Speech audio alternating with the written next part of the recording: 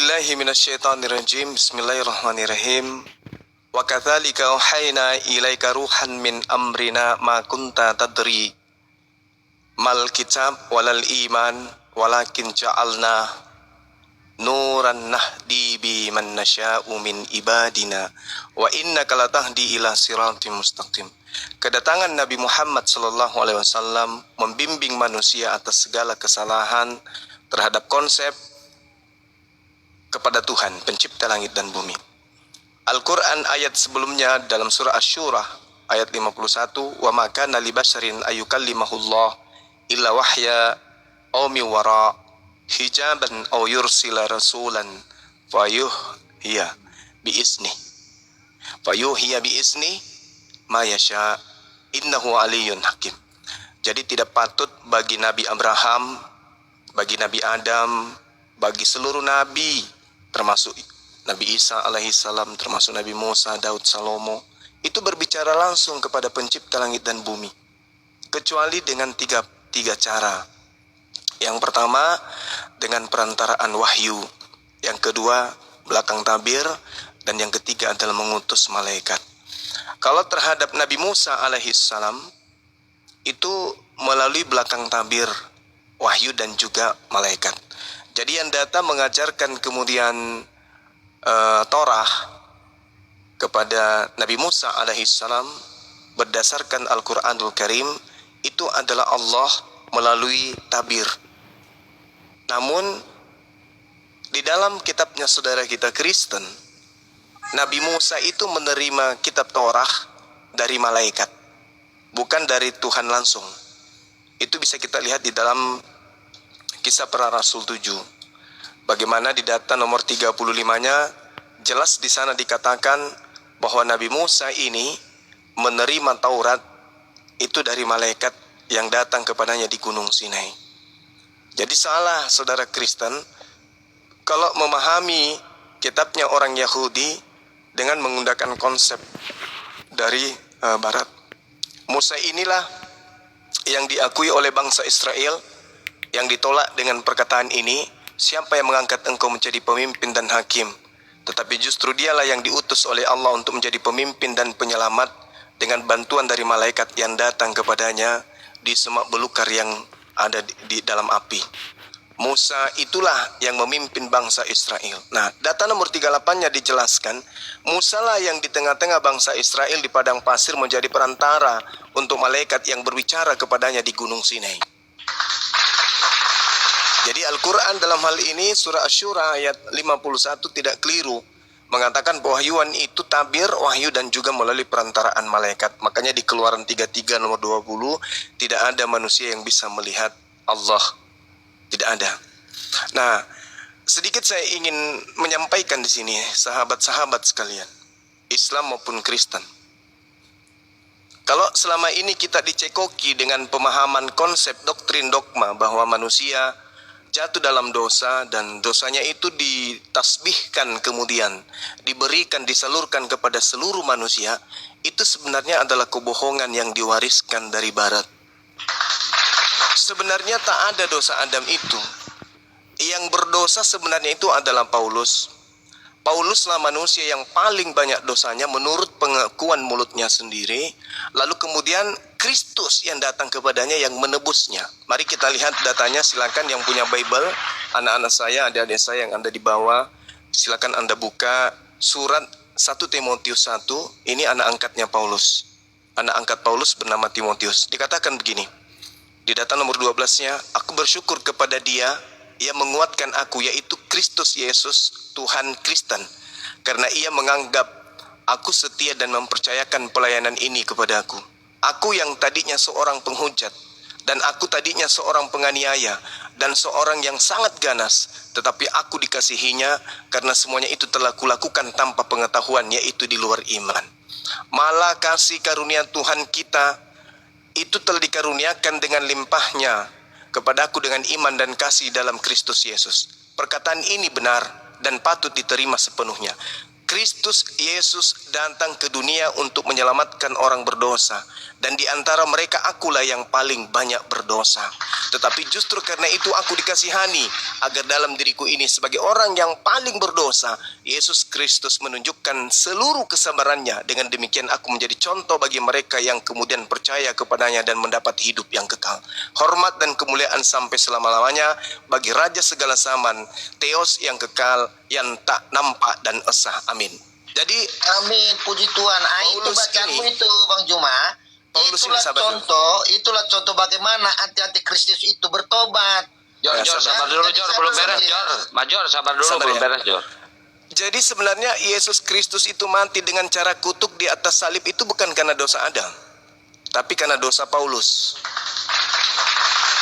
Karena dosa-dosa Paulus lah kemudian yang menyebabkan Yesus Kristus itu mati di atas salib. Nah, pertanyaannya kemudian, adakah Tuhan pencipta langit dan bumi yang datang ke tengah-tengah Bani Israel menghapus dosa dengan cara membunuh anak manusia? Itu nggak ada. Jadi Paulus ini benar-benar murni paganisme. Dia karena dosanya dibisiki oleh Kristus palsu bahwa dosamu Paulus semuanya telah kutebus dengan aku mati di atas tiang salib. Padahal yang mati di atas tiang salib itu menurut Yesus adalah iblis. Saya ulang, mohon maaf, saya ulang. Menurut Yesus yang mati di atas tiang salib itu adalah iblis. Bahkan menurut Yesus yang keluar pada hari ketiga dari kubur itu juga adalah iblis. Datanya. Oke, terima kasih Anda sudah bertanya. Mohon izin, sahabat-sahabat. Oke, baik. Ketika Yesus mengatakan kemudian di dalam Yohanes 12, dia berkata dengan sangat gamblang di sana. Ketika dia mengatakan bahwasanya sekarang berlangsung penghakiman atas dunia ini. Sekarang juga penguasa dunia, yaitu iblis, akan dilemparkan keluar. Dilemparkan keluar, di situ dalam bahasa Yunani disebutkan jelas exo. Jadi iblisnya ini dilempar keluar dari mana? Dari kubur. Kenapa bisa dikatakan dari kubur? Karena Yesus sabar. Melanggapi satu kalimat pun nggak pandai kau cuma. Sabar. Melempar. Yang dibahas Yesus apa hubungannya ke iblis? Nah, karena yang keluar dari kubur itu menurut Yesus adalah iblis. Framing gitu loh. Sabar dulu, nanti Anda tanggapi. Nanti saudara tanggapi ya. Sayangnya kepala saya sakit. Nanti Anda tanggapi. Saya perhatikan di dalam pernyataan Yesus di kitab Anda, Yohanes 14:30. Tidak banyak lagi aku berkata-kata dengan kamu, sebab penguasa dunia ini datang. Saat Yesus kemudian ada di tengah Bani Israel, penguasa dunia itu datang pada zaman itu. Dan kata Yesus, penguasa dunia ini yaitu iblis tidak berkuasa sedikit pun atas diriku. Berarti ketika Yesus berkata di dalam Yohanes 6:70, bukankah aku yang memilih engkau yang 12? Satu di antaramu yaitu Yudas adalah iblis. Jadi Yudas sedikit pun tidak berkuasa atas dirinya, atas diri Yesus. Jadi upaya Yudas yang dirasuki iblis itu tidak berhasil. Makanya dikatakan di dalam Yohanes 12 kawan nomor 30-nya itu jelas dikatakan bahwasanya dia Yesus bukan 30 ya, di 32. Yesus mengatakan bahwa apabila aku ditinggikan dari bumi. Jadi pada saat iblis datang dilemparkan keluar, Yesus itu sudah ditinggikan dari bumi. Aku akan menarik semua orang datang kepadaku. Ini, jadi Yesusnya mengatakan bahwasanya tidak lama lagi aku berkata-kata denganmu, sebab penguasa dunia ini yang iblis adalah sudah datang dan akan dilemparkan keluar, dan aku sendiri akan ditinggikan dari bumi. Jadi yang datang selama 40 hari itu bukan Yesus. Yesus sudah ditinggikan, dia sudah diangkat ke langit. Dan yang datang kepada Paulus, yang datang ke Pulau Patmos, yang datang kepada Ananias, yang datang kepada Markus, Lukas, dan orang-orang Kristen sedunia, itu bukan Yesus, tetapi penebus dosanya Paulus, yaitu Kristus yang dinubuatkan Yesus sebagai iblis atau penyesat di dalam Matius 24, nomor 4, nomor 5, nomor 24. Dikatakan Yesus, sebab Kristus palsu, dan nabi-nabi palsu. Jadi Kristusnya yang datang kepada Paulus, nabi daripada Kristus itu adalah Nabi Paulus laknatullah alaih. Jelas itu? Silakan Anda tanggapin. Oke, ya. Jadi gini lah cuma ya, aku makin lama ngikutin pola diskusi. Makin muak sangat. Banyak yang Major. ya. Major, Kamu tunggu dulu, baca aku mau kitab ucapkan salam orang dulu, woy. selalu Major. membuat satu kalimatnya itu kau kelirukan ya untuk menyesatkan. Major, Ya, aku salam belajarlah dulu, woy. jujur kau cuma ya. Woi, Tadi kau narasimu tadi bahwa kau katakan iblis dilemparkan keluar, Yesus Lalu? ditinggikan. Tapi di satu Yes. sisi kau bilang lagi bahwa dia itu yang datang kepada Paulus adalah iblis. Yes. Sekarang aku tanya cuma, di mana Ya. datanya dalam Alkitab bahwa yang datang mengatakan bahwa aku iblis datang kepada Paulus, di mana tertulis? Oke, baik. Paulus banyak data di dalam kitab saudara. 2 Korintus 12 nomor 7. Di dalam diriku ada utusan iblis yang menggoco aku. Di mana itu? 2 Tulis mana? Korintus 12 nomor 7. Oke. Jadi di Aku dalam makin tubuh percaya, Paulus, ya. maaf Udah saudara, mulai ini bongkar dalil, ya dalil, tolong dihargai. Tunggu, Ini saya buka dulu, saya buka. Meskipun bukan firman Tuhan, minimal Anda yakini itu adalah firman Tuhan.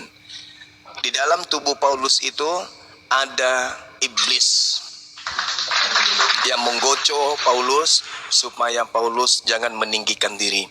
Itu yang pertama. Yang kedua, indikasi kuatnya bahwa Paulus menerima pengajaran dari setan atau iblis. Anda baca Kisah Para Rasul 16 nomor 16 sampai nomor 18 yang memproklamirkan kerasulan Paulus pertama kali adalah iblis yang merasuki seorang tukang tenung. Sibilisis Gurunda nanti Ya, kena report punya Gurunda. sibilisis. Saya berdata bro, saya tidak mungkin kemudian mengatakan sesuatu yang tak berdasar. Apa kemudian intisari setelah Paulus ini kedatangan iblis di dalam dirinya? Di mana Anda tadi? lihat, Di mana tadi? Sabar. 2 Korintus 12 nomor 7. Coba 2 Korintus Anda lihat, 12. coba Anda lihat seperti yang disampaikan adik saya tadi, Natalia Iriani. Coba Anda lihat implementasi penjabaran Paulus setelah dia kerasukan iblis di dalam Filipi 2 nomor 6, nomor 7, nomor 8. Dia mengatakan apa? Theos, dewa, turun ke bumi, mengosongkan dirinya, tidak mempertahankan kedewaannya, melainkan mengosongkan diri. Artinya apa? Ini meniru konsep Krishna, Attis, Hercules, dan juga Mitra. Tuhan, dewa, turun ke bumi, mengosongkan diri, menjadi manusia, bahkan mati sampai mati di atas tiang salib. Ini bukan sifat Tuhan. Kami agama samawi, Yahudi, dan juga Islam itu tidak menganut ajaran konsep pagan seperti itu. Tuhan datang ke bumi, kemudian menjadi bayi, kemudian netek, kemudian dibunuh sama manusia. Itu bukan konsep ajaran para nabi. Makanya Yesus mengatakan bahwa di dalam Yohanes 7 nomor 28-29 apa kata Yesus? Kamu memang mengenal Yesus, tapi kamu tidak mengenal Bapa yang telah mengutus aku. Dua oknum. Kamu memang mengenal aku, kata Yesus, tapi kau tidak mengenal Bapakku yang ada di langit. Itu jelas pernyataan Yesus. Itu ajaran samawi. Sedangkan kalau Anda mengatakan bahwa Anda Kristen pengikut Yesus, salah. Anda pengikut Paulus, penganut ajaran paganisme, dewa-dewa Roma turun ke bumi, mengosongkan diri, mati di atas salib untuk dosa-dosa Paulus in the gang. Itu fakta. Makanya jelas sekali itu, Bung.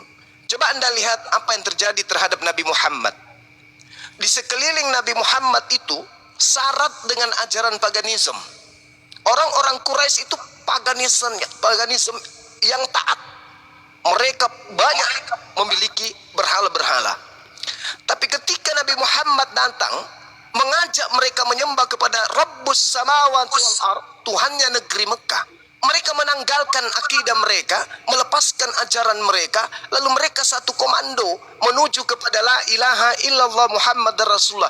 Begitu merambah ke sejazirah Arab.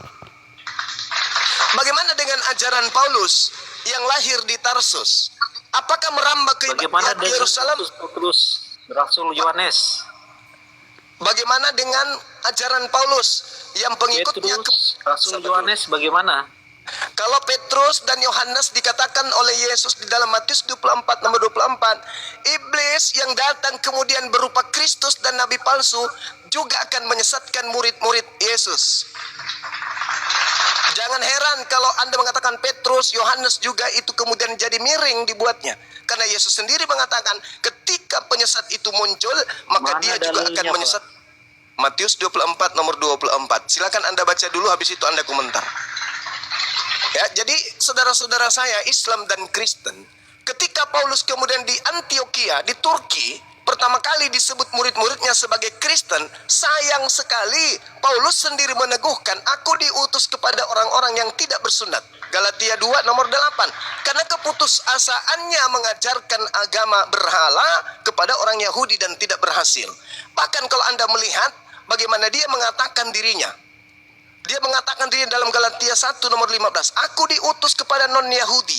Cerminan bahwa dia sudah keluar dari koridor yang Yesus ajarkan kepada muridnya Bani Israel. Jangan ke orang Samaria, jangan ke bangsa lain, tapi pergilah kepada domba-domba yang sesat dari umatku Bani Israel. Matius 10 nomor 5 nomor 6. Maka Anda Kristen dari barat yang dibawa oleh penjajah masuk ke Nusantara inilah yang menjadi korban daripada Kristus yang datang kepada Paulus. Itu fakta, itu real. Saya belum pernah menemukan ada Bani Yakub, apakah itu dari Benyamin, apakah itu dari Natal, apakah itu dari Nat, apakah itu dari Yusuf, apakah itu dari Yehuda, Israel yang datang ke Indonesia menjadi tokoh agama Kristen. Semuanya dari barat yang mengajarkan agama Kristen itu. Kenapa? Karena Paulus sudah mengatakan, aku diutus kepada non-Yahudi. Coba Anda renungkan. Yesus diutus kepada orang Yahudi. Paulus diutus kepada non-Yahudi. Supaya Paulus ini dianggap kemudian orang benar, maka kalian mengatakan kami ini adalah pengikut Yesus. Padahal bukan. Anda saudaraku Kristen pengikut Paulus. Makanya Paulus itu diumpetin. Di mana-mana Kristen tidak berani membahas tentang Paulus. Nggak berani. Kenapa nggak berani? Boleh? Oke, Boleh kita juga. bahas? Oke, dasar-dasar Tolong kamu- keimanannya Juma mengatakan Paulus itu seperti itu apa? Apakah Quran menjelaskan? Sabar kawan, sabar. Al-Quran mengatakan fawailul lilladzina yaktubuna al-kitaba biaidihim summa yaquluna hadza min indillah. Celakalah orang. Celaka enggak Paulus? Di Celakalah mana orang yang Paulus- menulis di sebuah mana buku. Paulus dibahas dalam Quran bahwa Paulus tidak benar? Tadi Anda bertanya kan samaku?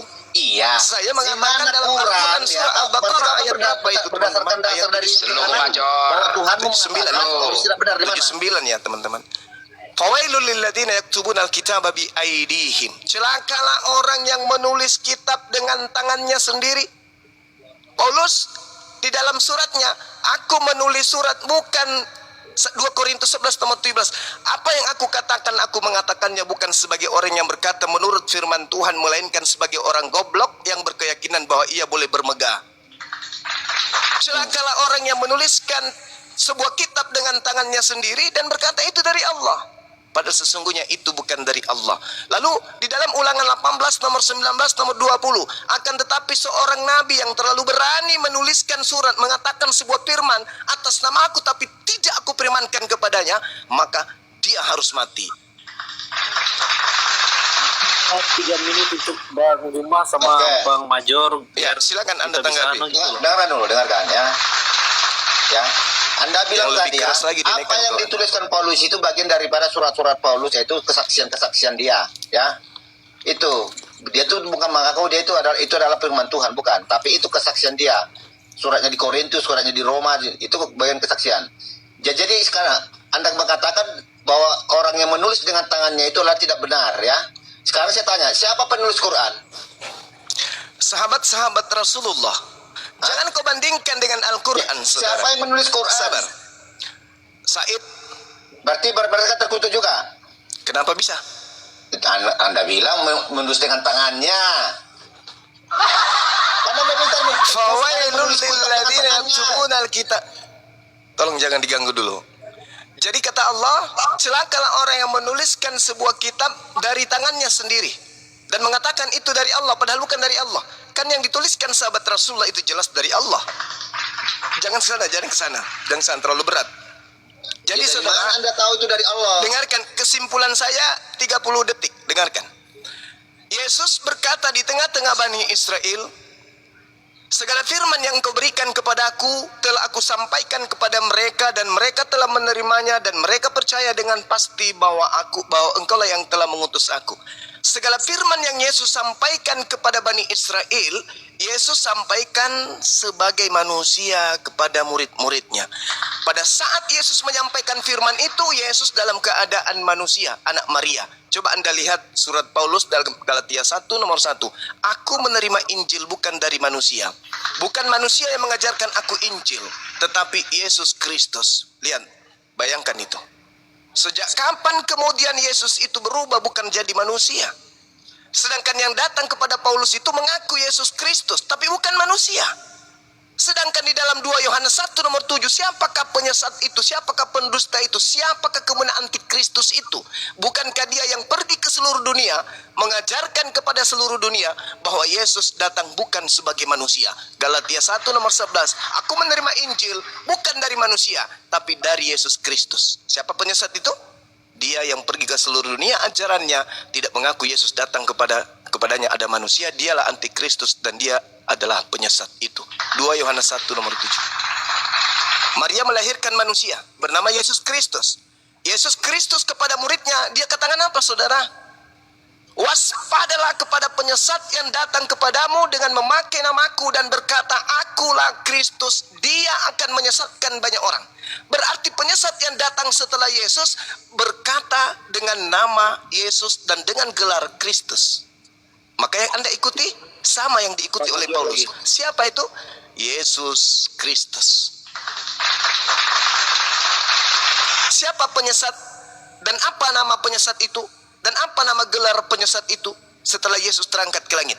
Jawabannya, nama penyesat itu adalah Yesus dan gelar daripada penyesat itu adalah Kristus. Hari ini 2 miliar kita temukan anak keturunan Adam menjadi pengikut Yesus Kristus sang penyesat. Silakan bantah saya dengan dalil. Oke, ya. Ini narasi Anda lihat mana-mana. Tadi Anda bilang Paulus tidak menerima bukan dari manusia. Sekarang Yesus itu penyesat. Jadi Anda sekarang makanya kalau nggak makin lama saya Pakai dalil. diskusi Anda makin Pakai dalil, ngawur, Major. ya. Apalagi Anda sering saya bisa perhatikan ya memelintir-melintir ayat untuk suatu pembenaran. Jadi Anda bukan tujuan mencari kebenaran, untuk Oke. cari pembenaran. Sekarang menurut Yesus penyesat Nanti yang Anda datang mengatakan setelah si dia, Paulus nama dan itu gelarnya siapa? adalah menerima siapa? Hah? Setelah Yesus, kata Yesus penyesat yang datang setelah dia bernama siapa dan gelarnya apa? Silakan. Gelarnya apa? Oke, Yesus Kristus, dia Mesias. Berarti penyesatnya bergelar Yesus Kristus. Terima kasih saudara. Jangan sombong, jangan angkuh. Di mana waktu tertulis itu. penyesat itu Yesus Kristus? Matius 24 nomor 4 nomor 5 nomor 24.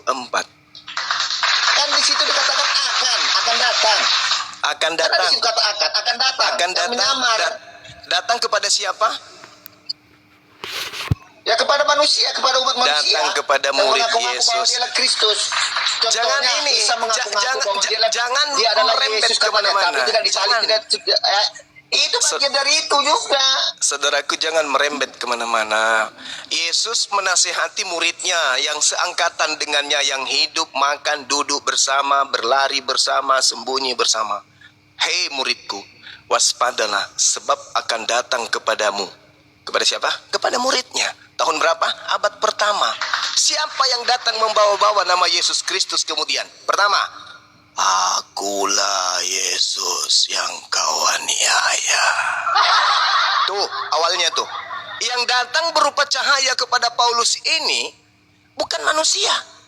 Lalu apa, Rek? Bukankah Yesus itu telah menjadi daging? Bukankah Yesus Paulus sendiri berkata, Theos datang ke atas muka bumi, mengosongkan dirinya, tidak mempertahankan keteosannya, melainkan dia mengambil rupa hamba dan menjadi seorang manusia. Itu konsep. Maka Makanya Al-Quran mengatakan wa makaru wa makarallah. Mereka mencoba untuk menipu, tetapi Allah kemudian membalas kejahatan mereka. Dan sungguh Allah adalah sebaik-baiknya pembalas kejahatan. Itu fakta, itu real. Di sisi lain Theos datang jadi manusia. Di sisi lain dia berkata yang datang kepada yang memberitakan Injil itu bukan manusia. Kalau Anda berakal, munafik seperti ini tidak layak Anda jadikan sebagai suri teladan dalam beragama. Silakan. Oke. Di mana? Sekarang saya tanya dulu Juma dulu. Kalau dikata bentuk wujud manusia itu apa? Punya daging atau gimana? Yes. Oke, ya sepakat ya, kunci ya, punya daging. Yuk, Sekarang yang waktu Paulus ya dijumpai oleh yang namanya cahaya itu ya, yang datang cahaya, yang disaksikan oleh teman yang berdua, orang itu kan bertiga, ya. Iya. Itu yang datang itu cahaya itu manusia atau bukan? Bukan. Kata Paulus bukan. Bukan kan? Nah, Yes. pasti kalau dikatakan manusia harus punya daging, berarti yang datang itu secara daging. Itu manusia. Nah, berarti yang datang kepada Paulus cuma cahaya. Yesus Jadi yang berkata datang kepada dalam Paulus Lukas, itu adalah ya, itu bentuk roh, tapi itu pribadi Yesus, bukan kedagingannya. iya sah-sah saja. Itu pembelaan saudara Jadi gini, sebagai Bung, orang yang kita telah mirror dulu. disesatkan. Sah saja, Itu ada silakan. yang menyaksikan. Sekarang waktu Nabi Anda menerima wahyu di Gua Hira, bagaimana Anda mengakini kalau itu Allah yang memberikan wahyu kepada Jibril? Ajarannya tengok sekarang. Iya, maksudku Bagaimana- dari mana Anda bisa menjelaskan? Jelaskan dulu. Bahwa Sabar itu dulu. betul-betul Sabar Allah dulu. yang memberikan wahyu kepada Jibril Sabar dulu. kepada Nabi Anda. Silakan. Sabar dulu. Anda lihat di dalam kitabnya orang Yahudi, bilangan 12 nomor 6. Mudah-mudahan saya tidak keliru. Kita satukan kemudian persepsi supaya kita tidak bias. Dengarkanlah perkataanku ini. Jika ada seorang nabi di antaramu, aku Tuhan akan menyatakan diriku kepada nabi itu, tidak aku nyatakan kepada orang di sekelilingnya. Dan aku akan berkata kepadanya dalam mimpi. Jadi kalau Nabi Muhammad menerima mimpi, jangan salah, karena beliau memang adalah nabi. Nah sekarang ada tidak orang yang bisa menjadi saksi dalam mimpi orang lain? Oke, silakan. Sabar. Paman Mayor, semalam aku bermimpi loh. Apa mimpinya bang? Aku berjalan di sebuah telaga. Oh iya, aku lihat kok. Aku jadi saksi. Aku lihat kau di situ lagi berjalan. Kan gila namanya kan? Di mimpinya Berarti manusia bukan? sabar. Di mimpi itu manusia Sabar. enggak? Berarti pernyataan Paulus di dalam Yohanes 8 nomor 15, 16, 17, 18 itu sudah benar. Apa kata Yesus? Jika engkau menghakimi, aku tidak menghakimi, kata Yesus. Tetapi kalau aku menghakimi, penghakimanku itu benar. Kenapa? Karena aku tidak seorang diri. Aku bersama dengan Bapa. Dan bukankah di dalam kitab Taurat dikatakan, dua saksi sudah sah. Akulah yang menjadi saksi tentang diriku, dan Bapa yang mengutusku juga menjadi saksi. Jadi Nabi Muhammad kemudian kerasulannya itu disaksikan oleh malaikat, disaksikan oleh Allah, disaksikan oleh Gua Hira, disaksikan oleh kota Mekah dan Madinah. Nah sekarang kebenaran tentang keadaan itu kita ukir hari ini. Terukir sepanjang sejarah 1400 tahun lamanya.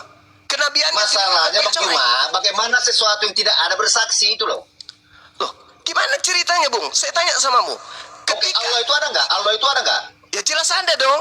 Oke, tunjukkan. Kalau memang di surah berapa ayat berapa kalau Allah menyatakan keberadaannya ada. Oke. Kamu mengatakan ada kepada pencipta langit dan bumi itu maksudnya seperti hewan, seperti pohon, tumbuhan, seperti batu, seperti air, seperti apa? Iya, Menurut maksudnya pemahamanmu. gini. Oke, bukti gini, ya. Bukti keberadaannya ya, bahwa dia pernah berkuasa, contohnya penciptaan. Apa yang pernah diciptakan oleh Allah Subhanahu wa taala? Sama seperti ketika kitab Kejadian dikatakan langit dan bumi kosong. Siapa yang menjadi saksi di situ? Pertanyaan saya Bang Juma, apa kekuasaan Allah ada? Apa yang sudah pernah Sama diciptakan? ketika saya bertanya kepada saudara, apa kekuasaannya Yod-Heh-Pape menciptakan Aduh. langit dan bumi?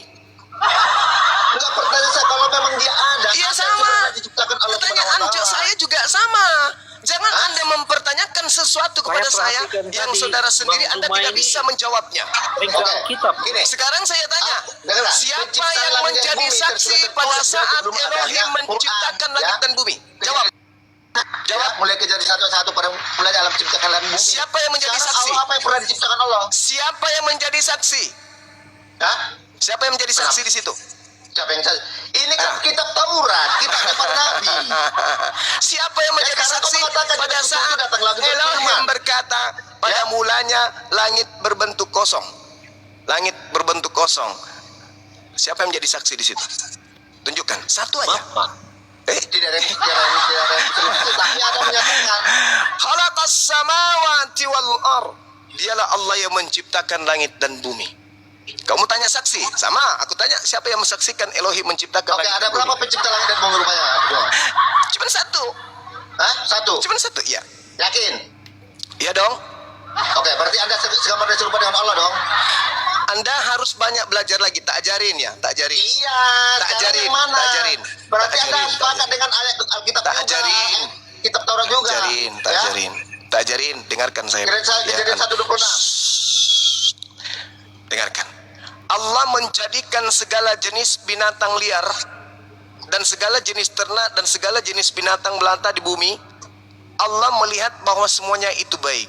Masuk ke poinnya. Berfirmanlah Allah, baiklah kita menjadikan manusia menurut rupa, menurut gambar dan rupa kita. Menurut gambar kan? Bukan menurut wujud dan Allah. rupa kita.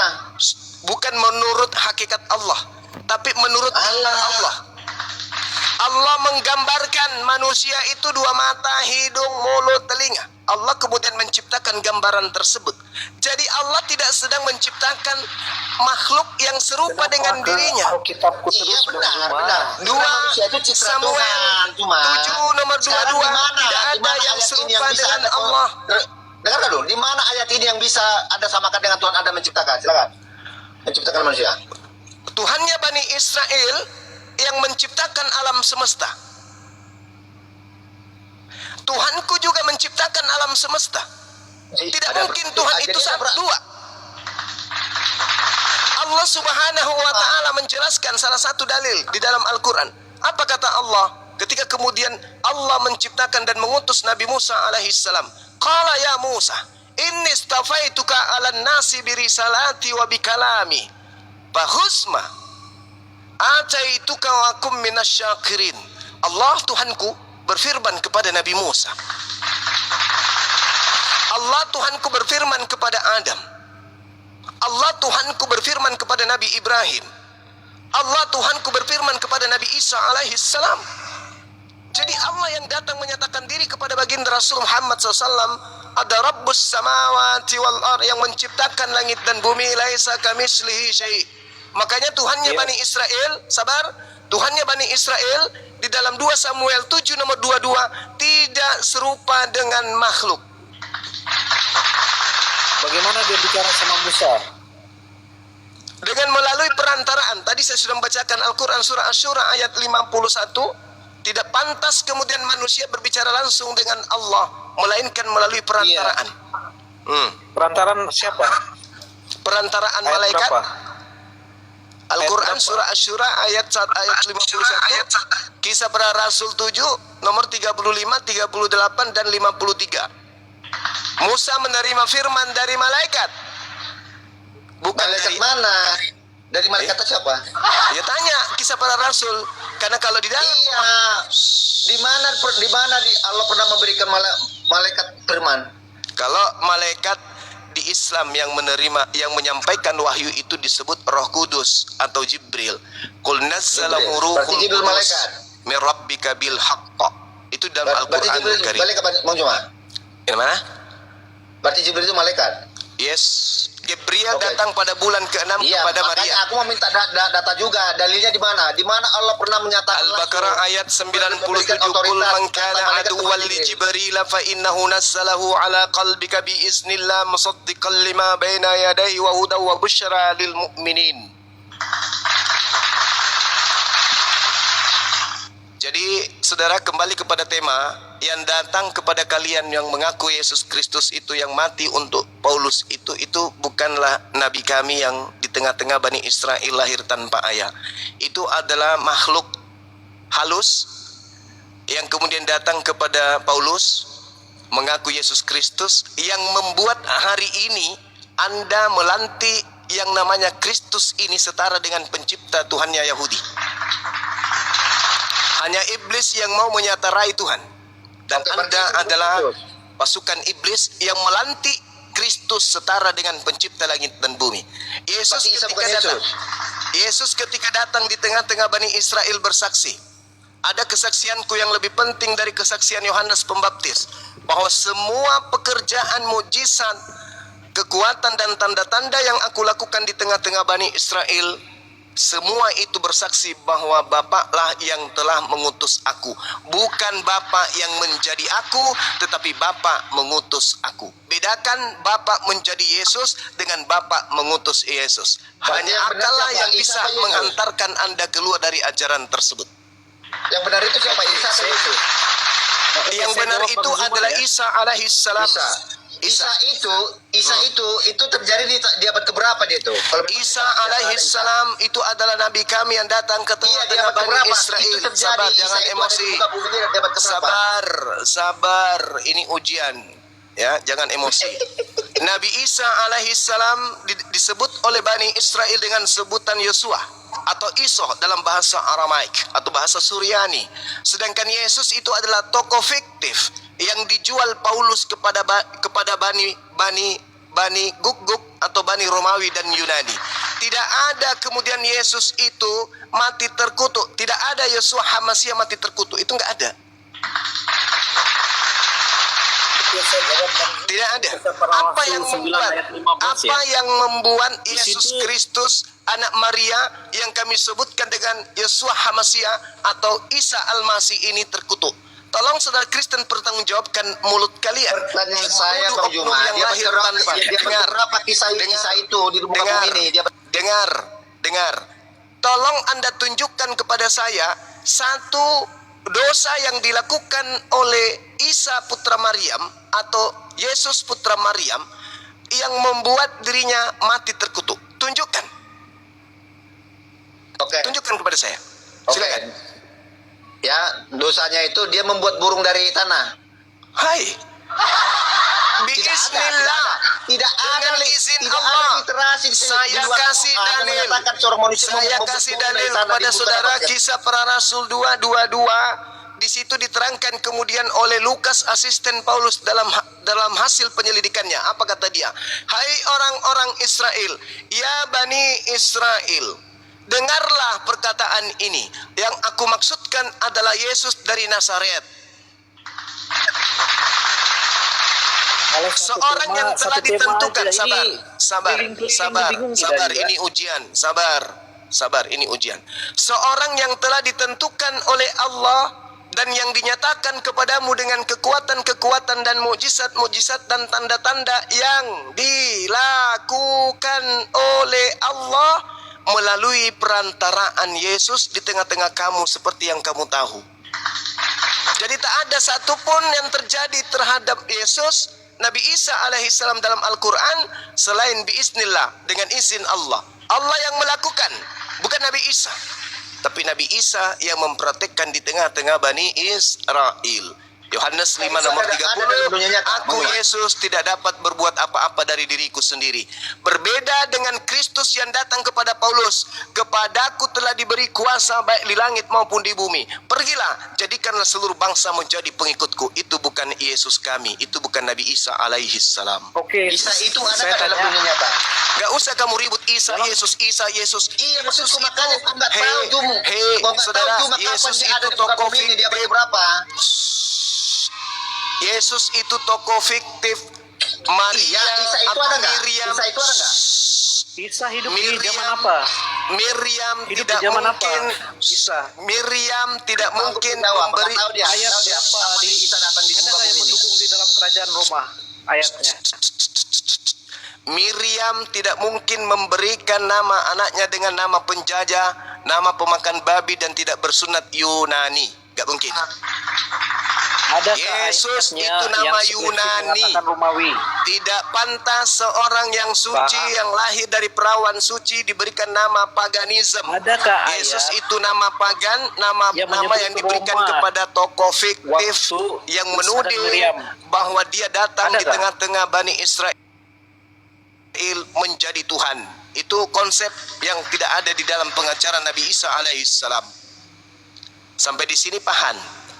Kalau Yesus Kristus disalibkan di zaman Gubernur Pontius Pilatus. Kalau Isa dan Miriam hidup di zaman apa? Itu tidak diceritakan secara lengkap di dalam Al-Quran, karena Al-Quran bukan buku cerita yang disusun berdasarkan hasil penyelidikan. Andai saja, Ada atau andai tidak ada, saja, Bang Bima? Iya atau tidak?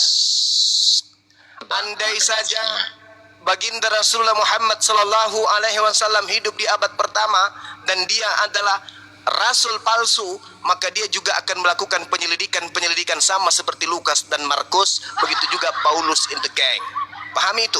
Tapi karena Rasulullah Iya, ada atau menerima tidak ada? wahyu dari langit, maka apa yang diterima itu yang disampaikan. Nabiku tidak ngarang cerita seperti Lukas, Markus, dan juga Paulus. Paham sampai sini? Pertanyaan Iya, saya Yesus kepada saudara. Pertanyaan saya kepada saudara. Oke, pertanyaan Anda saya bisa kepada saudara. membuktikan Isa dan Pertanyaan saya kepada saudara, nanti Anda boleh bertanya kepada saya. Saya tidak lama lagi kok, saya mau istirahat. Jadi gini, tolong tunjukkan kapan kemudian Roh Kudus datang kepada Lukas menceritakan tentang kisah Yesus kepada Aliteng. Saya tunggu. Di mana Roh Kudus datang kepada Matius, datang kepada Lukas, karena dua wartawan inilah yang mencatat tentang silsilah Yesus. Tolong tunjukkan kepada saya di mana tertulis Ruach HaKodes atau Roh Kudus atau Ruach Elohim datang kepada Lukas, datang kepada Matius, sehingga dia mampu menceritakan tentang silsilah sembahan Anda Yesus Kristus. Saya tunggu, saya kasih waktu 2 tahun lewat 6 bulan. Silakan. Oke. Saya tutup Berat sambil menunggu. Legitimasi yang diberikan, bagaimana Santo Lukas itu mengetahuinya itu, yaitu kita bisa baca di 28 ayat 19. Karena itu pergilah, jadikanlah sebuah bangsa muridku dan berkatilah mereka dalam nama Bapa, Putra dan Roh Kudus, dan ajarlah mereka segala sesuatu. Jadi Santo Lukas itu menerima ajaran daripada para rasul-rasul. Itu Itu legitimasinya. Matius itu, Bang. Di situ, Pak. Salah. Itu Matius itu, Bang, bukan Lukas. Lukas sama juga. Nah, sekarang pertanyaan saya, wahyu yang pertama diterima Lukas dari Roh Elohim yang mana? Sudah dikatakan, ajarkan kepada mereka, bukan wahyu. Berarti Anda ingin membantah Al-Quran dengan karangan, karena bukan wahyu, sementara Al-Quran itu wahyu. Udah ya, Bang ya. Silakan dengan teman-teman saya, Bang Yesus Blender, itu mungkin ada nyata, yang ingin saksi sampaikan. mata. Saksi mata kalau kebohongan, Bang, 1.000.000 saksi tapi bohong percuma. Tanpa saksi tapi kebenaran itu pasti valid. Itu pasti valid. Iman Kristen itu kena kebangkitan Tuhan Yesus Kristus. Oke, kalau begitu saya boleh tanya kepada saudara, siapa saksi Yesus datang kepada Lukas? Ada? Ada saksi? Saksinya ini bang, Siapa? ada bang. Siapa? Saksinya bang, saksinya Siapa? saksinya saya. Waktu saya minum kopi, dengerin dulu ge. Waktu saya minum kopi sama bodrek tuh, pas.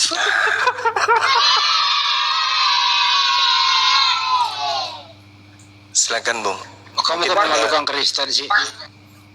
berdiskusi dengan teman-teman saya yang lain, silakan. Jawabannya kok Salomon Islam Kristen. Bang Juma, kok jawabannya memalukan banget itu. Bukan Orang wahyu. yang sakit mengenai Bukan wahyu, berarti ya, sudah Kita ada jawaban. bacakan ya di Lukas 1 ya. Lukas sendiri menjawab Anda semua ya. Ya, silakan. Tefelus yang mulia, banyak orang telah menyusun suatu berita tentang peristiwa yang telah terjadi di antara kita, seperti yang disampaikan kepada kita oleh mereka yang dari semua saksi mata dan pelayan firman. Saya ulangi lagi, seperti yang disampaikan kepada kita oleh mereka yang dari semua adalah saksi mata dan firman, pelayan firman. Siapa itu mereka? Sesuaikah Matius 28 Siapa ayat mereka 19 itu, Bang? tadi? Siapa mereka itu, Bang? Rasul Petrus, Rasul Yohanes. 11 rasulnya masih hidup. Jadi yang dituliskan Lukas ini wahyu atau hasil penyelidikan? Ya kan sudah disampaikan itu, kamu udah dengar tadi saya bacakan kepada Iya. kamu. Wahyu atau hasil penyelidikan? Saya ulangi lagi ya. Tinggal dijawab aja, tinggal Resolusi dijawab. mulia. Saya udah tahu itu. Banyak orang telah berusaha menyusun suatu berita tentang peristiwa-peristiwa yang telah terjadi di antara kita. Nah, ini dia mau menyusun ini. Seperti yang disampaikan kepada kita oleh mereka ini siapa? Rasul-rasul. Yang dari semua Dari mana adalah Anda saksi bisa mata. tahu kalau itu Bukan. rasul-rasul? Yang dari semua adalah saksi mata. Dan Oke, pelayanan coba Anda kehidupan. tunjukkan di mana Wow, Lukas keren bertemu. kan? Ya, keren. Coba Anda tunjukkan kepada saya salah satu murid dari 12 murid Yesus yang pernah bertemu dengan Lukas. Hati-hati ginjal copot.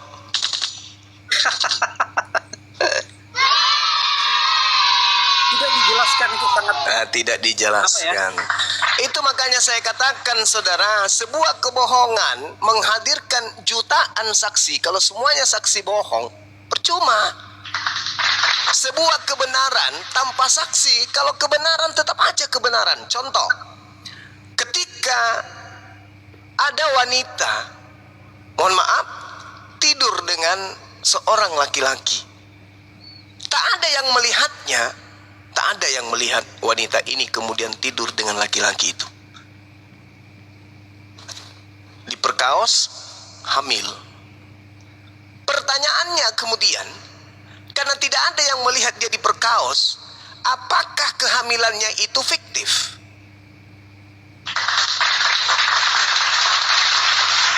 Sama ketika ada anak kecil berjalan di gelapnya malam, tiba-tiba digilas sama kendaraan, mati dia. Anak tersebut dibuang kemudian ke jurang. Karena tak ada yang menyaksikan, apakah kematiannya itu fiktif?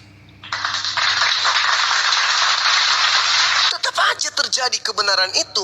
Makanya Yesus mengatakan, akulah yang menjadi saksi dua bersama dengan Bapakku. Begitu juga Nabi Muhammad SAW menerima wahyu yang menjadi saksi adalah malaikat dan Allah. Nah, bagaimana kebenaran itu kemudian terukir? Seperti seorang wanita yang tadi. Untuk kita ketahui bahwa betul dia sudah diperkaos, kita lihat perutnya, hamil dia. Artinya, meskipun kita tidak hadir pada saat dia diperkaos, tapi karena kita melihat kemudian tanda-tanda pada tubuh wanita tersebut, maka keyakinan kita betul wanita ini diperkaos. Begitulah Al-Quran. Meskipun kita tidak hadir pada saat pewahyuan, tapi kita melihat isi Al-Quran sesuai dengan sains dan teknologi, maka yakin dan percaya mustahile Nabi Muhammad yang hidup di zaman jahiliyah bisa menerangkan isi bumi dan langit tanpa alat canggih seperti alat yang dipakai oleh orang-orang hari ini, menemukan laptop, menemukan HP dan seterusnya. Nah, ini gambaran tentang sebuah kebenaran. Jadi kebenaran itu tidak butuh saksi. Kebenaran saya minta itu buktikan saksinya kah? Saksinya Lukas. silakan. Kolose 4 ayat 14. Salam dari Lukas, Habib yang dikasih dan dari Demas. Ini konfirmasi bahwa Lukas itu dikenali oleh Rasul Paulus. Oke? Paulus itu Ini punya berarti asisten ada. dua. Anda mengatakan Asisten mengatakan Paulus tidak ada, itu ada tetapi di dua, dalam Alkitab yaitu ada. Markus dan juga Lukas. Itu asisten Paulus. Yang saya ya, pertanyakan kita ini, sudah membuktikan itu kan ada. nah, Anda Paulus kan ini mau siapa? menanyakan mana mau. Paulus ini ini rasul. siapa? Jadi Paulus Rasul. dengan Lukas saling menguatkan. Paulus, Lukas, Markus itu adalah 3 sekawan memang. Yang jadi permasalahan di sini adalah Paulus itu dibilang rasul kenapa? Karena itu dikonfirmasi oleh Ananias. Ananias Ya, ini kalau siapanya Yesus? Rasul Paulus itu Ananias mengklaim ini dirinya siapanya sendiri, Yesus? mungkin masih bias. Tapi Ananias ini siapanya Yesus? Ananias itu satu daripada muridnya Tuhan Yesus. Di mana Kisah dalilnya para Ananias adalah murid Yesus? Kisah Di mana para dalilnya? rasul. Oke, saya Kisah para bacakan rasul ya, biar berapa? tidak ada Ya, silakan. Kisah para rasul berapa? kejebak. Tak cari dulu ya. Sejak kapan Ananias murid Yesus?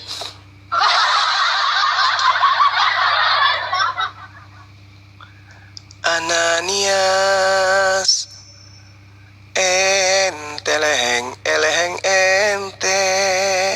nggak salah, Nias itu adanya di Para Rasul Sumatera. 9, kisah para Rasul 9, 13. Jawab Ananias, dia memanggil Tuhan. Dari ini Tuhan loh dia. Jawab Ananias, Tuhan. Dari banyak orang yang telah kudengar tentang orang itu, betapa banyaknya kejahatan yang dilakukan terhadap orang-orang kudusmu di Yerusalem. Dan ia datang kemari dengan kuasa penuh dari imam-imam kepala untuk menangkap semua orang yang memanggil namamu. Tetapi firman Tuhan kepadanya, pergilah, sebab orang ini adalah alat pilihanku untuk memberitakan namaku kepada bangsa-bangsa lain, serta raja-raja dan orang-orang Israel. Ini kejadiannya. Kalau saya tanya dulu saudara, Anda tahu tidak kisah para rasul ini ditulis tahun berapa? Sampai Pak Bom Bom bertelur, tidak ada orang Kristen yang tahu kapan kisah para rasul ini ditulis. Kisah para rasul ini ditulis oleh Santo Lukas. Oke. Kapan?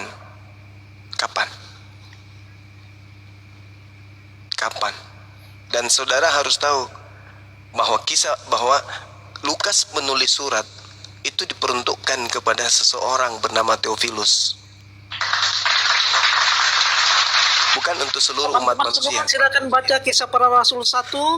Hai Silakan. Theophilus, dalam buku kau yang pertama. Yang pertama. Ingat, Lukas itu. Sekarang pertanyaan saya, Ini kedua, kan? Lukas Hai ini Theophilus, menulis dalam surat buku yang untuk pertama. siapa?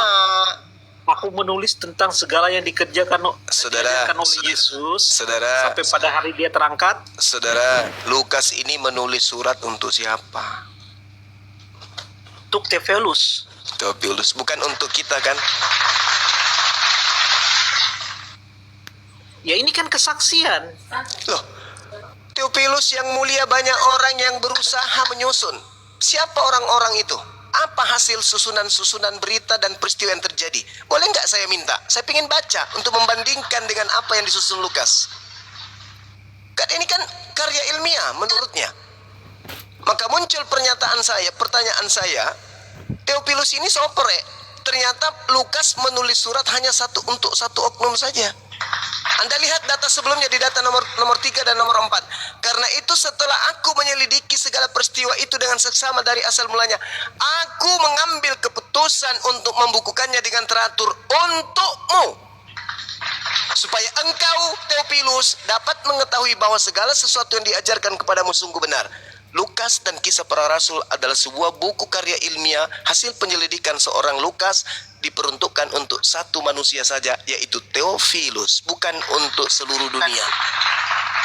Makanya jawabnya Lukas di ayat 1. Makanya Theophilus yang mulia, banyak orang telah berusaha makanya. menyusun suatu berita peristiwa yang telah terjadi di antara kita. Udah Seperti yang selesai, disampaikan saudara. kepada kita oleh Selesai. mereka. Lukas Dan semua adalah menulis saksi Kisah dan Para pelayan Rasul firman. dan buku Lukas ini ditulis oleh Lukas untuk satu orang, yaitu Theophilus, bukan Iya, untuk tapi dia Kristen menerima sedunia. kesaksian dari Hei. pelayan firman Saudara, itu. Lukas ini Bagaimana? menulis Wajibkah surat kita untuk mempercayai? seorang. Kita harus wajib Begitu juga mempercayai. Paulus. Kenapa? Karena Paulus dari itu menulis surat saksi bukan mata yang untuk hidup. seluruh dunia. Paulus itu menulis surat bukan untuk seluruh dunia. Paulus itu menulis untuk orang-orang tertentu saja. Belakangan surat-suratnya diambil Salah, oleh Pak. Kekaisaran Roma, lalu kemudian mereka jadikan sebagai kitab untuk melancarkan aksi mengajak orang-orang di negara bangsa-bangsa di bawah jajahannya untuk menyembah kepada dewa mereka. Saya bacakan kepada saudara, tolong dicatat. Roma itu ditulis tahun 55 sampai 57. Korintus Ini ditulis jawaban tahun 55 ini jawaban Yesus 57. sama kamu langsung, Pak Jumat. Ini jawaban Yesus sama kamu Apa langsung. itu? Kisah Para Rasul 9 ayat 16. Aku sendiri Oke. akan menunjukkan kepadanya betapa banyak penderitaan yang harus ia tanggung oleh karena namaku. Terus Ini Lalu? legitimasi daripada Tuhan Yesus langsung. Kisah Para Rasul Siapa yang dan mau juga membantah? Ini tulisan Lukas merah. itu ditulis untuk Theophilus titik. Untuk Theophilus surat itu ditulis. Betul, Dengarkan saudara, legitimasinya izinkan Rasul saya Paulus. menyelesaikan dulu skripsi saya, tesis saya tentang apologet Kristen ini. Ketika berbicara mengenai surat Korintus itu ditulis untuk orang-orang yang ada di Korintus, di Korintia Tengah Selatan, Yunani. Begitu juga dengan surat Filipi. Filipi itu ditulis kemudian untuk orang yang ada di Filipi Municipal, Filipoi di Yunani. Kolose itu ditulis untuk orang yang ada di Kolose, di kota kuno di Frigia Utara, Laodikia. Galatia itu ditulis untuk orang yang ada di Galatia di antara Turki. Di antara Turki inilah kemudian orang-orang jemaat-jemaat Galatia itu menerima surat Galatia.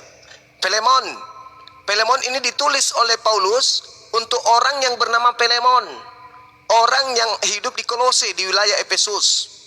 Kemudian Titus ini menulis surat untuk seseorang anak yang bernama Titus di Antioquia. Kemudian Efesus ini Paulus menulis surat untuk orang kudus yang ada di Efesus, penyembah dewa Yunani yaitu dewa Artemis. Kemudian Tesalonika ini ditulis oleh Paulus kepada orang yang ada di Tesalonika, kota di Yunani Utara. Kemudian Timotius ini ditulis untuk seorang manusia yang disebut sebagai manusia Theos atau manusia Tuhan, di mana Timotius ini adalah anak angkat daripada Paulus itu sendiri. Dia kemudian Timotius ini sebagai anak angkat Yesus, yang mana Paulus, anak angkat Paulus, yang mana Paulus ini curhat di dalam 1 Timotius 1 bahwa Kristus mati untuk dirinya, dosa-dosanya. Kemudian Roma itu ditulis untuk bangsa Roma. Tidak ada di antara 13 surat Paulus yang ditulis untuk orang Batak, untuk orang Manado, untuk orang Papua, untuk orang Toraja, untuk orang Timur Leste, siapa lagi? Tidak ada. Semuanya ditulis hanya orang-orang tertentu, jemaat-jemaat tertentu. Akan tetapi penguasa kala itu, yaitu Imperium Romawi, mengambil surat itu dan dikirim ke wilayah-wilayah jajahannya untuk dijadikan sebagai kitab suci. Untuk dijadikan sebagai kitab yang dianggap suci. Itulah yang terjadi. Begitu juga ketika masuk ke Nusantara, dibawa oleh kerajaan Belanda. Bisa jawab? Silakan. Tolong tunjukkan surat Paulus yang diperuntukkan untuk orang Indonesia. Oke, Satu saya aja, jawab silakan. ya. Ya. Oke. Anda mengerti jemaah Allah? Makna jemaat Allah? Jemaat semisal gitu. Jemaat semisal. Jemaat Allah di Allah Korintus. apa gitu? Anda mengerti? Hah? Kepada jemaat Allah di Korintus. Mana ada? Siapa nabi yang diutus ke Korintus? 1 Korintus 1 ayat 2. Tidak Kepada ada nabi jemaat diutus Allah ke di sana. Korintus. Nabi Anda siapa mengerti yang ya? diutus ke Korintus? Nabi siapa yang Anda diutus ke mengerti sana mengajar? Jemaat Allah, Anda mengerti? Jemaat dewa. Walaupun itu disebut Jemaat Korintus, dewa. tapi bisa digunakan kepada seluruh Saudara, bangsa. tolong jangan memperkosa isi Al-Quran. Oke? Ini Alkitab, Pak, bukan Al-Quran. Korintus itu berada di tengah Yunani, di Korintia, di tengah selatan Yunani. Di Iya, situ betul. Tuhan pencipta langit dan bumi tidak kecil, pernah mengutus kalau nabi dibilang ke semua Yunani, Bang. Jemaah Allah itu ya semua orang Kristen. Jangan kau katakan jemaah Allah. Yang ada di Korintus itu jemaat Theos. Itu baru betul. Jemaat Theos karena orang-orang Yunani itu tidak menyembah Eloa Abraham, Eloa Isa, Eloa Yakub. Mereka menyembah dewa Hercules, dewa Mitras, dewa Yunani. Jangan kau bawa-bawa Tuhan Allah ke situ. Theos, Tuhan Theos, Tuhan dewa. Jemaat yang ada di Korintus itu menerima surat dari Paulus, dan asistennya Paulus itu bernama Sontenes. Itu yang kemudian bersama dengan Paulus menulis surat untuk orang-orang Korintus di Korintia, tengah selatan Yunani. Di situ tidak ada Eloa Abraham. Di situ adanya Theos, Hercules, Attis dan Horus. Jangan kau kotori lisanmu dengan sesuatu yang menyangkali kemudian sejarah. Ya kawan ya. Jadi tak ada satupun surat Paulus yang dituliskan untuk orang Indonesia. Semua Oke, surat kalau begitu- Paulus itu untuk oknum-oknum tertentu saja. Kalian aja yang Oke. mau diperbedais dengan adanya doktrin dan dogma dari barat. Lagi-lagi fulus, lagi-lagi demi supaya tergerus isi dompet perpuluhan di gereja. Ya, oke. Saya karena Anda berapa mengerti Kenaik, manuskrip kenaik. asli, Tunggu sedikit, saya kenaik. bacakan Izin. Silakan, dari bahasa Blender. Inggris saja ya. Kenaik sebentar The Church izin. of the God Emang in Corinthia, Woi, to those Kenaik. sanctified in the Christ Kenaik. Jesus, called to His aduh, holy people. bahasa Inggris pula kau lagi. Kenaik, izin sebentar. Kita bahas sampulnya. Definisi kitab suci itu apa sih sebenarnya? Definisi kitab suci dulu. Naik, apa definisi kitab suci? Coba jawab. Kok dari tadi sih keras aja kau dalam Bible kau itu. Yuk, jawab dulu itu. Sampelnya dulu. Ngoceh aja kau. Apa sih definisi kitab suci? Apakah pantas Bible mau dikatakan kitab suci? Coba apa definisinya? Ya. Apa yuk? Gimana? Gimana? Definisi kitab suci itu apa sih? Oke, definisi kitab suci menurut Kristen ya. Ini menurut Kristen ya. Kristen ya? Iya. Kitab Ya, suci silakan menurut Kristen adalah apa? menurut definisi kitab suci menurut Kristen, kitab suci adalah sekumpulan tulis yang diilhamkan oleh Allah, dituliskan oleh manusia yang dipilih dan menjadi otoritas tertinggi dalam hal iman, doktrin moral dan kehidupan rohani. Oke, berarti wahyu yang diturunkan dari Tuhan ya, dibukukan ya, berupa wahyu dari Tuhan atau firman dari Tuhan kemudian dibukukan, gitu ya. Benar? Ya naik. Naik. Ya, Ya itu ya, benar ya. Oke, kau buka 2 Korintus 11:17. Apa kata Paulus? Apa yang aku katakan bukan sebagai menurut firman Tuhan, melainkan Kalau wahyu sebagai berbeda seorang bodoh menurut yang Kristen. berkeyakinan. kalau Hei. wahyu berbeda menurut Kristen. Apalagi wahyu itu apa lagi? Wahyu berarti pernyataan atau pengungkapan Tadi kan kebenaran kau mengatakan dari Allah kepada bahwasanya manusia. wahyu dari Tuhan. Kan kau mengatakan itu tadi. Ya, ini kan pengertiannya berbeda lagi. Ya udah, wahyu dari Tuhan kemudian dibukukan. Bener kan? Beda. Apa beda? Tadi kau ngomong gitu, nipu aja kau. Saya nggak Jangan nipu. nipu lah bos. Tadi kau ngomong seperti itu, wahyu dari Tuhan kemudian dibukukan. Kan itu yang kau bilang. Tadi kan Anda minta definisi kitab suci, bukan wahyu. Iya. Anu ini Kau gimana tadi sih? menyatakan. Anda yang salah Iya, pertanyaan. tadi kau menyatakan wahyu dari Tuhan yang loh. salah. Iya, kau yang menjawab tadi wahyu dari Tuhan. Kenapa kau nipu? Anda tadi mengatakan definisi Alkitab, sekarang Anda Iya. mengatakan definisi wahyu lagi. Yang Kok definisi wahyu cemana? Pertanyaannya sendiri tuh saya kah atau Anda? Bang Enda? Hei, berdasarkan jawabanmu, kau Soalan tadi pertama menjawab. Anda mengatakan definisi Hei. menurut kitab menurut kekristenan. Iya, jawaban Saya kau bilang. tadi Pasti mengatakan Anda seperti menanya itu. definisi, Wahyu dari wahyu. Tuhan. Kau enggak aja kau. Kau tadi menjawab seperti itu. Kau ingkari pula lagi. Anda sendiri aja nggak Anda mengerti. Gimana saya mau menjawab Anda ini? Apanya enggak ngerti? Apanya enggak ngerti? Kamu membuat pertanyaan yang berbeda-beda, menanya orang dengan berbeda-beda. Gimana orang mau menjawab? Kapan pula aku bertanya berbeda-beda? Ngarang kau, orang pertanyaanku cuma satu kok berbeda-beda pula. Kau yang menjawabnya berbeda-beda. Anu makan bodrek dulu lah Pak. Kau yang makan bobrek, gila kau nih. Kau yang menjawabnya beda-beda. Aku bertanya cuma sekali kok berbeda-beda kau Anda bilang. menanyakan definisi Alkitab. Lepas itu Anda menanyakan lagi definisi wahyu yang pertanyaan. Ah, ini kedua. udah salah kau.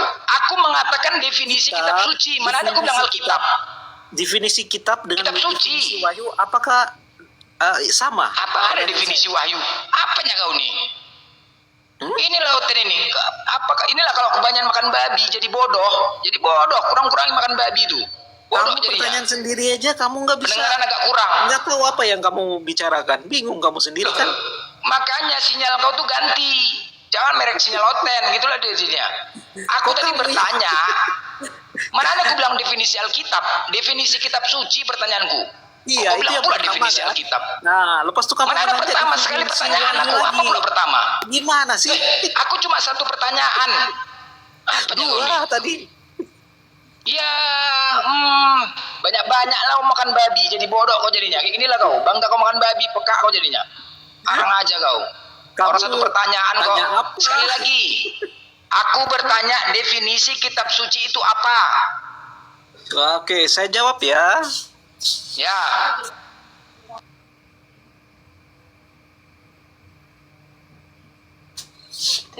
Kitab suci adalah kumpulan tulisan yang diilhamkan oleh Allah, dituliskan oleh manusia yang dipilih. ya, itu kan berarti kumpulan perkataan dari Tuhan, benar ya? Kemudian Mana dituliskan wahyu ke buku. yang Anda Hah? tanyakan? Yang kedua. Iya, itu dia kan, itu kesimpulannya kan. Berarti perkataan dari Tuhan kemudian dituliskan di buku. Benar? Oke, pertanyaan Benar ya? saya, Pak Berlinger Enggak, ini dulu, mengaku sepakat salah dulu, enggak sepakat dulu itu. pertanyaannya? Tunggu dulu, sepakat dulu sampai di situ. Sepakat? Hah? Naik. Sepakat dulu ya. Perkataan dari Tuhan kemudian dikumpulkan dan dituliskan di buku. Nah, di 2 Korintus 11:17, apa yang aku katakan bukan sebagai menurut firman Tuhan, melainkan sebagai seorang bodoh yang berkeyakinan. Kayak kalian ini adalah diskusi. Bukan berdasarkan firman Tuhan. Modal keyakinan. Inilah kayak gini yang kalian sampaikan. Bener nggak? Sama nggak? Ya, Anda ngomong apa, jawab apa, bingung juga saya Loh, mau kok jawab ngomong apa. apa, jawab apa, cemananya kau nih? Kau dengar nggak apa yang kau bilang atau pura-pura nggak dengar? Saya ulangi ya, kitab suci Kristen itu adalah kumpulan Astaga. tulisan yang diilhami oleh Allah, ditulis oleh manusia, dipilihnya dan menjadi otoritas tertinggi dalam hal iman, doktrin, moral, dan kehidupan rohani. Kau ngomong Sudah kamu paham? pecah piring gue nih gara-gara kau nih, pecah piring gue gara-gara kau. Dari tadi bolak-balik diulangin, aku bertanya itu aja pertanyaanku. Kebanyakan makan babi kau, pura-pura nggak dengar atau cemana? Kau ulang-ulang lagi. Udah kesepakat iya kau bilang. Tadi udah bilang sepakat kita, iya. Pura-pura nggak dengar kau ini yang ianya. Banyak makan babi kau gini lah. Kurang-kurangin makan babi. Udah tahunya kau, udah macet kau. Ya salah lah kau. Tadi kau bilang sepakat kita kan pura-pura nggak tahu kau. Kena data 2 Korintus itu mencret kau. Berbeda apa yang kau sampaikan kan. Berarti Bibelmu itu bukan kitab suci. Paham? Bukan kitab suci. Udah, jangan kau banggakan kali. Udah tahu tadi disebut Bang Juma di Lukas Jadi tadi menurut apa? Bang Blinder, kitab suci itu apa? Ya kitab suci itulah wahyu dari Tuhan, firman dari Tuhan, kemudian dibukukan. Yang namanya suci itu apa coba suci itu? Suci itu bersih, bebas dari najis, bebas dari dosa, itu suci. Sekarang Bibel kalian suci nggak? Bersera lah, bersera, Amsal, Yeskiel, aduh, itu bisa suci? Enggak. Itu kan definisi suci kan kitab. Oke, saya jelaskan apa ya. lagi? Menurut kekristenan, wahyu berarti mengungkapkan atau penyataan dari Allah kepada manusia tentang siapa dia Jangan Allah kau panggil Theos. dan rencananya bagi umat manusia. Jadi Theos. beda pemahaman kamu dengan saya. Mana pula beda, tadi sama. Ketika kau menyampaikan itu iya sama, wahyu dari Tuhan. Ku ikutin jawaban kau. Mana Kan saya sama bilang kan? definisi Lah, tadi saya nggak bilang ngomong wahyu loh. Iya, kau mengatakan wahyu dari Tuhan. Kan itu kan? Benar kan? Yang saya bawa ini yang kedua, nomor 2 ini arti wahyu. Ya iyalah wahyu dari Tuhan kan? Dari pertanyaan pertama, kenapa tiba-tiba pergi ke wahyu? Siapa yang bertanya pertama? Orang satu pertanyaan aja kok. Kapan pula aku bertanya dua? Kamu Aja sudah kau bertanya kepada saya 2, satu definisi kitab suci, dan kedua kamu tanya wahyu lagi. Jadi kan Woi, kalau kau makan babi, makan congornya, jangan dagingnya. Jadi bodoh kau, atau ekornya kau makan. Ekornya itu kau makan, biar pintar kau. Kadang-kadang kau bangga kali makan babi, itulah kau. Babi diharamkan kau makan, jadi bodoh. Ginilah kau. Gak ada aku bertanya 2 pertanyaan, kau bilang 2 pertanyaan. Satunya aku bertanya, makan kau ekornya itu, babi itu. Kalau nggak congornya kau makan congornya, berani kau makan congor? Nggak aja orang satu pertanyaan, kok 2 pertanyaan. Kapan pula aku 2 pertanyaan? sebetulnya poin kamu ini apa? Saya juga jadi bingung. Poinnya adalah kenaik of cross longor. Udah selesai. Itulah poinnya. Gak ada aku bertanya satu pertanyaan. Kau bilang 2 pertanyaan. Entah kapan aku 2 pertanyaan. Sakit kau. Itulah kau bangga makan babi itu. Mana ada aku 2 pertanyaan? 1 pertanyaannya aku. Ngarang aja kau. Udah, dijelas kau. Udah. Gak pantas Bibel kau dikatakan kitab suci. Kamu kan? Sama. Kayak Paulus. Pasal kalian pengikut Paulus sama. Paulus mengatakan apa yang kukatakan di surat-suratnya bukan berdasarkan firman Tuhan. Sama kayak kalian. Kalau diskusi bukan berdasarkan firman Tuhan. Bukan. Suka-suka hati kalian aja. Begini menafsirkan. Kami aja menjaga-jaga baik kali kitab kalian. Menjaga kami.